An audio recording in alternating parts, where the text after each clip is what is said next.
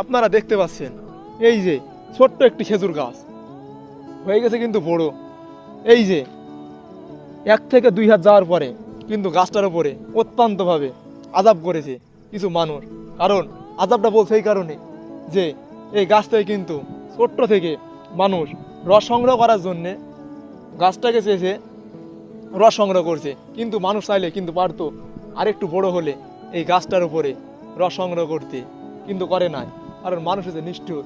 ঠিক তেমনই বাংলাদেশে কিংবা সারা বিশ্বে যারা গরিব কিংবা মধ্যবিত্ত পরিবারের ছেলেরা আছে, ঠিক তেমনই এই যে বললাম না খেজুর গাছ ছোট থেকে আযাব শুরু করে দিয়েছে এটার উপরে, ঠিক তেমনই মধ্যবিত্ত কিংবা গরিব ঘরের সন্তানেরাও অল্প বয়স থেকে কিন্তু কঠোর পরিশ্রম করে এবং এর মধ্য দিয়ে চাই যে সে তার নিজের জীবনটাকে উজ্জ্বলের দিকে নিয়ে যাওয়ার। আর এই উজ্জ্বল ভবিষ্যৎকে তৈরি করার জন্য কিন্তু একজন গরিব ঘরের কিংবা মধ্যবিত্ত ঘরের সন্তানেরা কঠোর পরিশ্রম করে।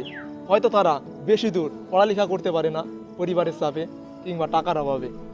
আপনাদেরকে আরও যদি বলি যে এই খেজুর গাছকে নিয়ে আমরা তুলনা করলাম কেন, কারণ এই যে আপনাকে আগে বলেছিলাম যে খেজুর গাছ হচ্ছে যদি আপনি বড় থেকে রস সংগ্রহ করতেন হয়তো গাছটিকে দেখতে আরও সুন্দর লাগতো, কিন্তু করেন নাই।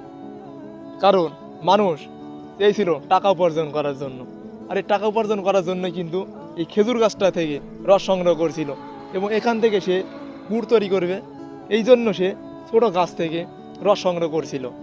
চাইলে কিন্তু সে ওপরে গিয়ে রস সংগ্রহ করতে পারতো, কিন্তু তার টাকার প্রয়োজন। ঠিক তেমনই একজন গরিব কিংবা মধ্যবিত্ত ঘরের সন্তানেরও টাকার প্রয়োজন, যার কারণে তারা অতি শিক্ষিত হতে পারে না কিংবা শিক্ষিত হওয়ার আশা থাকলেও কিন্তু টাকার অভাবে সে পারে না, যার কারণে সে অল্প বয়স থেকে 8 থেকে 10 বছর বয়সেও কিন্তু সে টাকার জন্য কষ্ট হয়ে যায়।